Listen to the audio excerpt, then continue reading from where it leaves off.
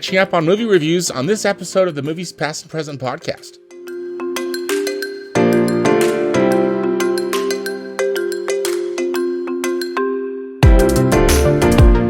Hello and welcome to the Movies Past and Present podcast. It's January 4th, 2024, and this is episode 118. I'm your host, Stanford Clark, and I'm podcasting from the crossroads of the West in beautiful Salt Lake City, Utah. Just on my website, moviespastandpresent.com, I'll be providing recommendations, commentary, and reviews about current and classic cinema. Thanks for tuning in, and let's do this thing.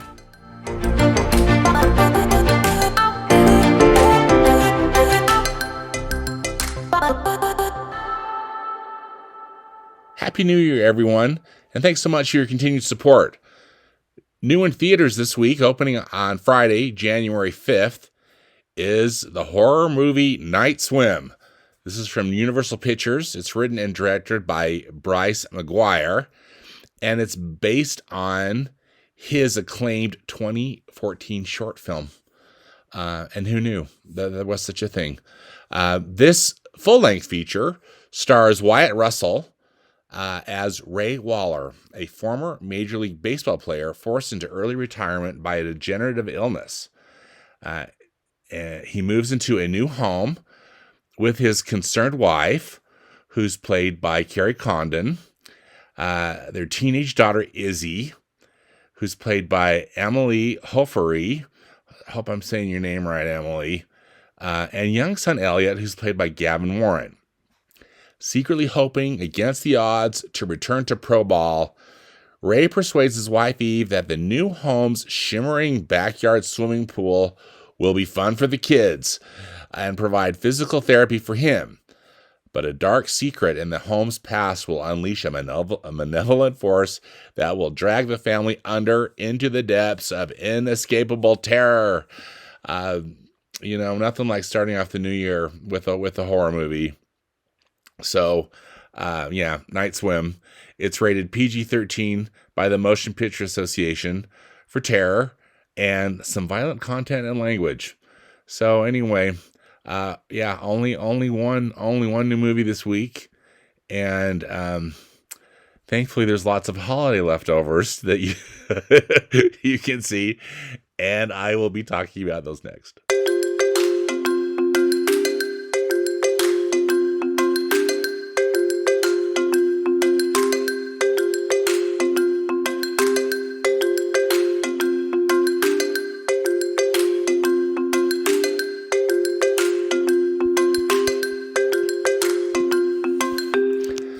So I'm catching up on some reviews. Please forgive the delay.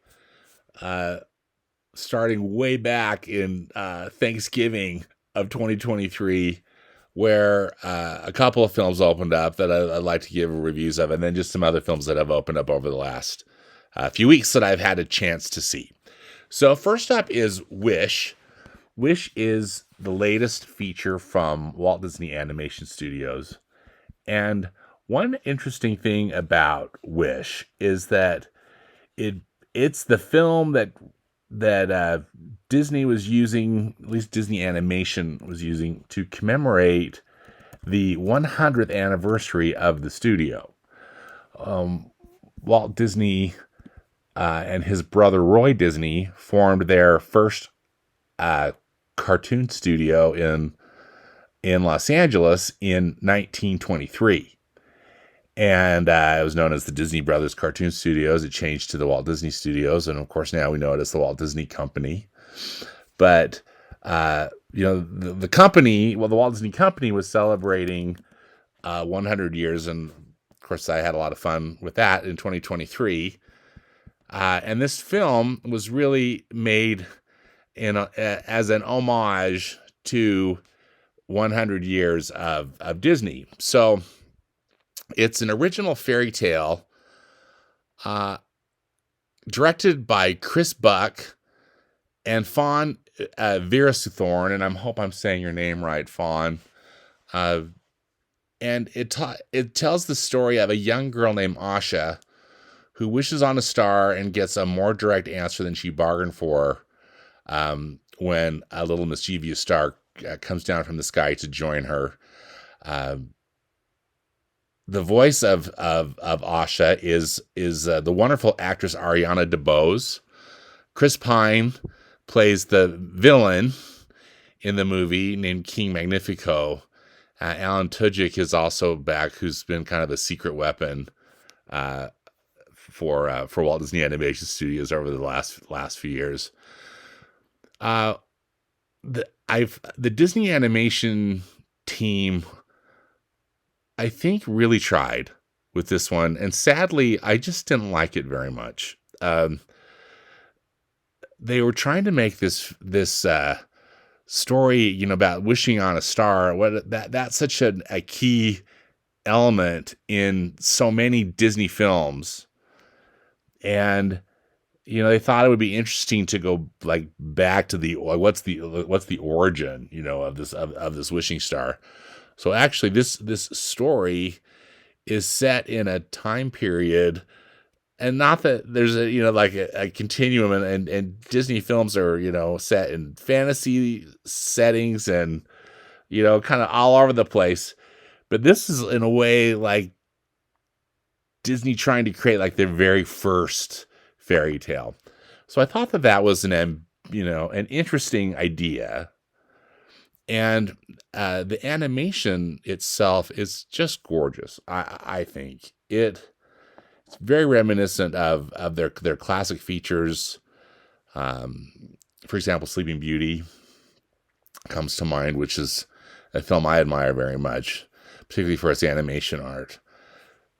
Wish looked great. The animators employed this, of course, using computers, but it has this very hybrid style and a lovely color palette, and it looked great. I just didn't think that the story or the songs matched up to what they were trying to do.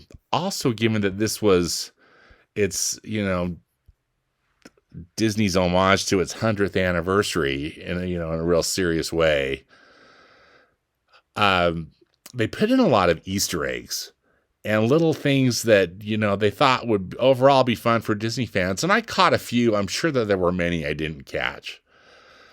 Either they're so subtle or so random or just so hidden, but the ones I did catch, some of them made me smile. Other ones, I just thought they were trying too hard. In fact, it just seems like there was so much focus on creating these kind of these Easter eggs or little mini homages to the films of the past that I just felt it was actually distracting from the story. One interesting thing about this, which at one point I thought was kind of cool, and then at another point I thought, no, not really. Asha, this main, our heroine here, who's a teenager. She's got 7 teenage friends, and they all have names which begin with the same letter as the 7 dwarfs. So the main kind of the ringleader of the 7 teens, her name is Dahlia, of course, which is synonymous with Doc. Dahlia's clothing in the movie follows the same kind of color palette that Doc the dwarf did, and it just goes on and on. There's a young woman named Hal who's like the version of Happy. Simon is the version of Sleepy. Anyway, it goes on and on. They mostly, though, I just felt it was ultimately kind of distracting, and they didn't really help the story, and it was just like a way to force some diversity into the film, which just didn't feel like it was. None of it just felt like it was natural, and that it just worked. Everything just felt so forced in it to me. And as I mentioned, I just didn't care for the music. If I'm not mistaken, the songwriter's name is Julia Michaels. I had not heard of her before, and I just didn't care for the music. Ariana DeBose is a dream. I think she is so talented, has a lovely speaking voice. I thought her performance was excellent, and her singing was fantastic. Sadly, the whole time I was listening to this music, I kept thinking either it was very derivative of previous Disney, musicals, and again, I guess that's kind of the whole point of this movie in a way. But I kept thinking, wouldn't it have been great if, again, they had worked with like Lin-Manuel Miranda or Bobby Lopez and Kristen Anderson Lopez. It has some really just, absolutely fantastic songs. I mean, or heaven forbid, Alan Menken, So, sadly, Wish was a miss for me. I hope people have been enjoying it. I don't think that it hasn't been much of a huge hit, although it's still playing in theaters. At least I noticed that when I was at the movies over the weekend. So one thing that I thought was interesting too is I believe one of the reasons why it hasn't gotten great reviews. Not that that necessarily holds people back from going to the movies, but I also think just some people, we've just been conditioned to know that Disney's going to put their films out on the Disney Plus streaming service. This film opened up over Thanksgiving weekend, and here we are, first week of January, and it's still in theaters, and they haven't announced yet. They, meaning Disney, hasn't announced yet when it's going on Disney Plus. So I guess, it'll get there eventually, but I guess kudos to them for not just immediately having a knee-jerk reaction and putting it out on the service. And again, it's so lovely to look at. I did really enjoy seeing it on the big screen. I just didn't enjoy the movie. Next up is another film that opened up in November. It's called Next Goal Wins, and this is a sports movie. It's directed by Taika Waititi, and it's based on this true story. And, I'm not much of a soccer person, so I wasn't aware of this. But in 2001, the team from American Samoa that was competing in a FIFA match, that's the big soccer International Soccer Association, they lost their match 31-0. I believe that they were playing Australia. So one of the worst, if not the worst, losses ever. And this is just a really horrible team.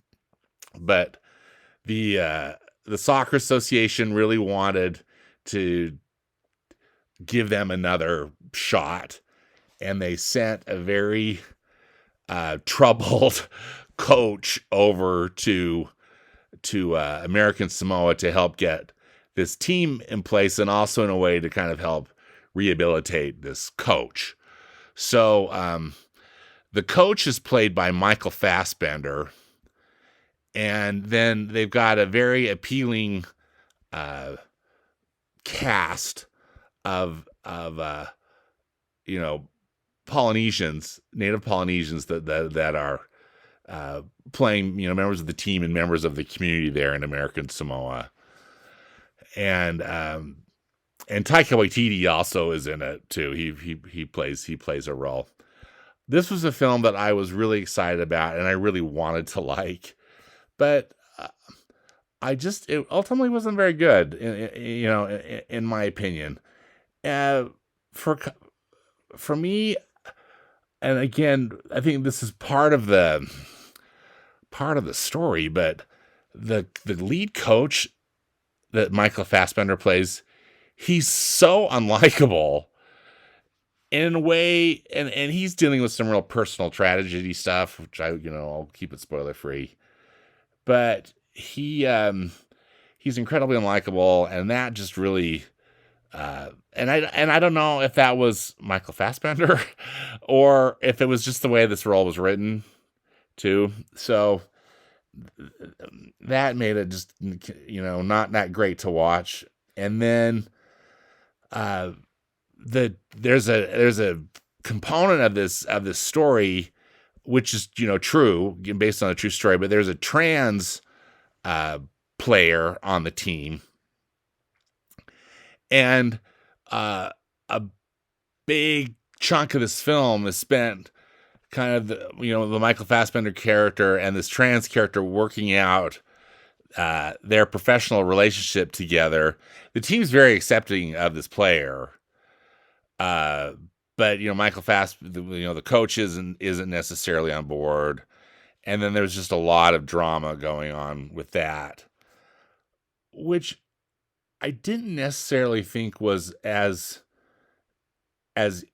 interesting, again, overall, to this team story about how this team is going to figure out really their goal is just to like make a goal rather than have that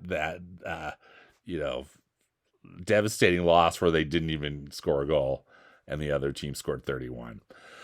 So again, I was hoping for something just getting super witty and kind of kooky, given that Taika Waititi was the director. He's the director of Jojo Rabbit. He's directed a couple of Thor movies, and particularly Thor Ragnarok, which I thought was just nuts and really fun. But this film I thought was sadly for me, it was a real miss. I didn't care for it. Next up is the film The Holdovers, and actually also I should say Mexico Wins, I think, still is playing in theaters. I think there's still limited screenings every day, so if you want to see it in the theater, there it is. Next up is The Holdovers, which is a comedy drama. It's from Focus Features, and it's directed by Alexander Payne. It stars Paul Giamatti. It's set in the year 1970 at a kind of an elite boarding school on the East Coast. Paul Giamatti plays a history professor who is he's single and a bit of a loner. He lives on, I think if not all of these teachers live on campus during the school year. But there were 4 students that this Christmas season, Christmas of 1970. Again, this is a fictional story, but that they they weren't going home for Christmas. They had their families were gone, or stuff was going on, and they were going to need to stay at the school over the holiday. So Paul Giamatti is the faculty member that gets assigned to stay with these 4 students. Also sticking around is the lunch lady, so woman who works the cafeteria, saying that she's had some tragedy in her life, and she didn't want to, she just wanted to stay, and work. And so basically it's about stuff happens, and again, I don't want to give it away, but some of these other students, they get an opportunity to leave and go skiing for the holiday. But this one student stays, and his name is Angus. He's played by Dominic Sessa. And I think this is Dominic's first major role, and he's very good. He's very good in it. But basically, he's the only student. They can't get a hold of his parents, so he can't go on. He doesn't have permission to go on the skiing trip, and so he has to stay. So it's basically Paul Giamatti's character, Angus, and then I'm calling her the lunch lady, but she's the woman who works at the cafeteria, the school cafeteria. So it's these three people, and they spend Christmas together and have kind of these interesting adventures that both at the school and then some field trips were involved. And again, I'll keep it spoiler free, but it's actually, this is a very good character study. These three people all are dealing with stuff, and I thought it was a real slice of life in a way type of film. I liked the setting. I liked the time period. But really, most of all, it's just these great performances. But I gotta hold it to the script too. What a nice job they did, because some of these characters are dealing with some heavy stuff. Well, and I guess kudos to Alexander Payne too for directing this in such a way that was sensitive, but doesn't necessarily hit you over the head with stuff. And in a way, it's just like a peeling of the onion, where as the film goes on and you learn more and more about the truth what's going on with each of these three people. And I thought it was just an excellent film. And I would definitely recommend it. So Holdover is a really great comedy drama. I ended up watching it. I think it might be in theaters, but maybe even just like down to like one show a day. It's on the Peacock streaming service. That's where I ended up watching it. Was on Peacock. So anyway, for what it's worth, but the Holdovers was very good. Okay, next up is Wonka. So Wonka, as is actually a prequel to the first, we know it as Willy Wonka and the Chocolate Factory. It's Roald Dahl's book, Charlie and the Chocolate Factory. This is not based on a Roald Dahl book. It's based on just, some of these characters from Charlie and the Chocolate Factory. But set where we've got a very young Willy Wonka, who is dreaming of opening up a chocolate shop. So Willy Wonka is played by Timothée Chalamet, and then it's got some other interesting characters in it, notably Olivia Colman, who plays the villain in the movie, Mrs. Scrubbit, who does seem like she's right out of a kind of a combination of a Roald Dahl book or even a Charles Dickens book. This movie was directed by Paul King. Paul King is he directed those Paddington movies that came out. Paddington came out 10 years ago. 2014. Paddington 2 was in 2017. And those films had, I thought, a very kind of charm, had a charm and a unique style about them. And this film very much falls into that same realm. I think the thing I liked the most about Wonka is just it was family friendly. It was so nice just to have like a family friendly movie. It kept a pretty consistent tone. It didn't get too maudlin or too weird. Hugh Grant plays the Oompa Loompa in the movie. The Oompa Loompas that we all know from Charlie and the Chocolate Factory. I guess two or three kind of gripes about it. The music, I didn't think the music was good. The only time the music really shines is, and it's a musical. It's a musical, so they're singing and dancing in it. But there's kind of an ongoing refrain of that wonderful Imagination song that's from the original Willy Wonka and the Chocolate Factory with Gene Gene Wilder. And so that was like the best, the best part of the music of Wonka was this, using music from the original movie. Also, you play the Oompa Loompa theme too, so that's kind of fun. But otherwise, the music's not that great.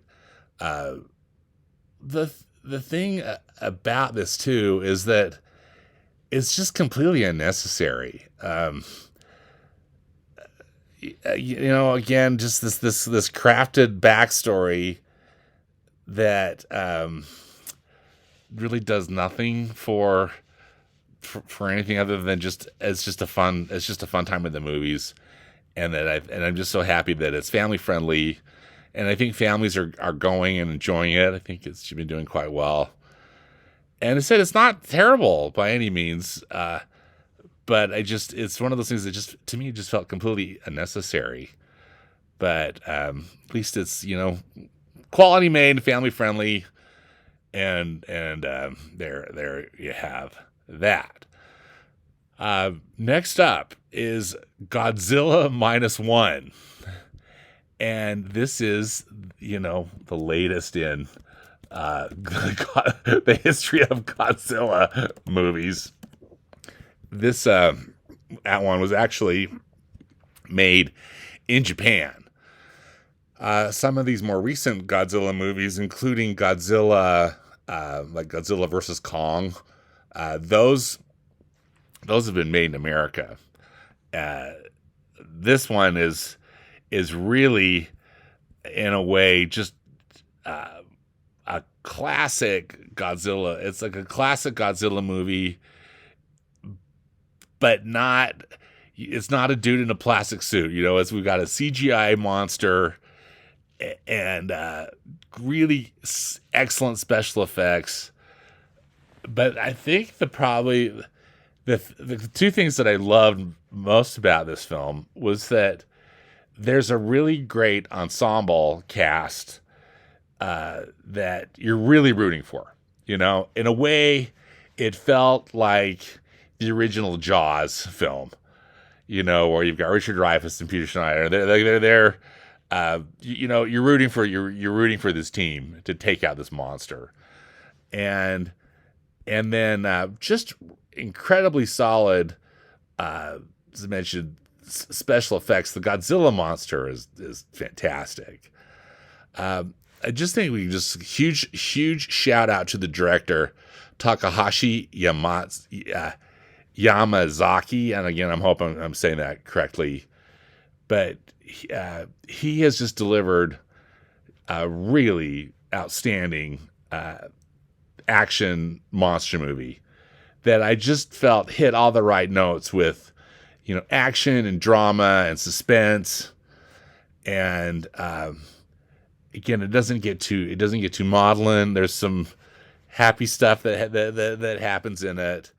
I also like the setting. This was set in post World War II Japan, and so that was interesting too, in a way, like the original one. But it's absolutely terrific, and really one of my favorite movies of the year. Godzilla -1. So that's one. See it on the biggest screen possible. I sadly wish I had seen it when it had its week or 2 week run in IMAX. I missed that, but I was so happy to be able to see it in theaters. So, and it's still there. And when I saw it, I believe it was last week ago Tuesday, but the theater was full, so that was fun. Just a lot of people going and a lot of people enjoying it. So definitely recommend Godzilla -1. Okay, next up is Ferrari. And this is a film that I also had really been looking forward to. This is a biopic about Enzo Ferrari, the founder of the Italian race car powerhouse Ferrari. This film takes place in 1957. It's directed by Michael Mann. And Michael Mann, who's I think one of the finest directors still living and working today, he has crafted just a very interesting film. I don't think this film is going to be for everybody. I love cars and I love car racing. So that part of it just was, I just admired so much, just the technical excellence of how this film was crafted. The performances are also, I think, very good. Adam Driver plays Enzo Ferrari, and Enzo was married and to a woman named Laura Ferrari. In the movie, she's played by Penelope Cruz. Enzo also, though, is having an affair, and with a woman named Lena Lardy, and who's played in the film by Shailene Woodley. The thing that's interesting about this, I mean, I learned a lot about Enzo Ferrari, and I think he was a complicated man. I can't say I really admire a lot of his choices, but the guy knew how to make a car and he knew how to win. His car business, though, was Laura Ferrari, his wife, was his business partner too. So that was, I think a real challenge for them, and they had some hardship too, which you'll learn about in the movie if you don't already know about it. Which I think also kind of led Enzo to have this affair. But so the drama scenes are very well acted, and they're of course very integral to the story. But they're all just filmed in dark rooms, and I think actually it was a good artistic choice in a way that it focuses you on the dialogue and these excellent acting performances, but where the movie really shines is when they are out on the racetrack, and I don't know how much of it was done digitally or what, but it's magnificent. The racing scenes are everything is fantastic. The editing and the sound design and where did they get these cars? That's one of the things I loved it again. Maybe they're digital, but it all looked so cool. So for me, Ferrari was actually really quite a treat, but I could see how it just might not be everyone's cup of tea, given the heavy subject matter intertwined with a lot of automobile stuff, which again just might not be of interest. That's still playing in theaters. I don't think it's gonna be around for long, but if you do want to see it, I would recommend seeing it on the big screen. Okay, finally, in our giant list of movies I'm trying to catch up on is The Boys in the Boat. So this movie, directed by George Clooney, is based on a true story, and it's a remarkable story of this group of young men from the University of Washington who end up being the U.S. Olympic team, and they go to the 1936 Berlin Olympics and race there. They row, right? They're in these 8-person rowboats, and this film, again, as I said, is based on this true story. But I didn't know this story until I had read the book, and it's The Boys in the Boat: 9 Americans and Their Epic Quest for Gold at the 1936 Berlin Olympics. That was written by Daniel James Brown and published in 2013. That's when I had heard about it. It seemed like every friend I had that was in a book club whoever was reading this book, then. And I read it too and thought it was terrific, and what a great way to, inform our generation about this remarkable story. George Clooney has crafted just a really terrific movie. It's of course, a sports movie about this rowing team. And there are so many things that I think that just could have gone wrong, but that didn't in this film. We get to know some of these rowers, but not all of them. But I mean, we're aware of the team. But he smartly highlights one particular player in this film named Joe Rance. He's played by the actor Colin Turner.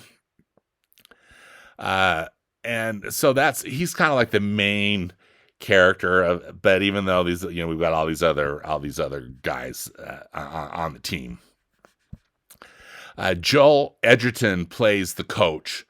It's Coach Al Ubrickson, and he's terrific.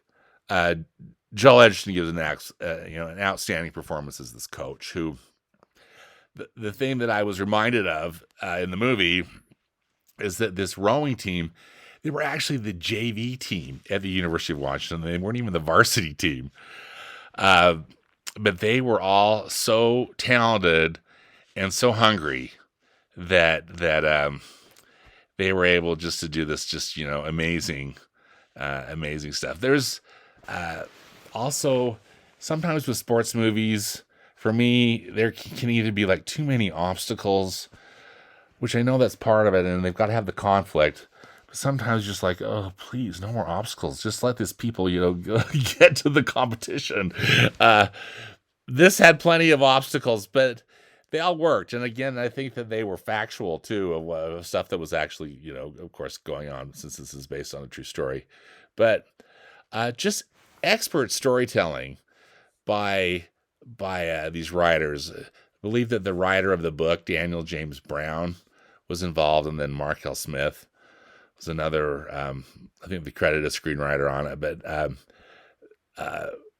outstanding script and just fantastic direction by George Clooney. I thought this film, to me, and I mean this as a compliment, it felt very old fashioned to me, and like almost like it was made in that time period. It uses a beautiful, like a kind of a sepia tone, and it's just a pleasure to look at. The cinematography is excellent, and it just fills you with happiness. It's just, in a way, just unabashedly optimistic, and it's just kind of felt like this is the movie that we need today, with so much sadness and heartache and confusion and contention going on, across the country. A film like this, I just felt is uniting and wonderful. Again, the screening I went to, it was practically full, and that made me so happy, just knowing that I think people were seeing this movie. People clapped at the end of it. I think they really enjoyed it. Another MVP in this film is Alexander Desplat, and again, I'm sorry if I'm saying his name incorrectly, but he is just, the soundtrack is perfection, and this is a really fantastic film.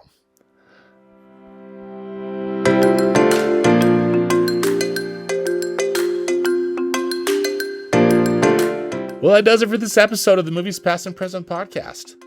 Links and more information about the movies discussed in today's podcast can be found in the podcast notes on my blog at moviespastandpresent.com. Subscribe to the podcast where you listen to podcasts, and follow me on Instagram. I'm at moviespap. As always, I hope you'll enjoy some good movies this week, whether they be from the past or the present. Thanks again for listening, and until next time, dedicate yourself to the truth, and Happy New Year!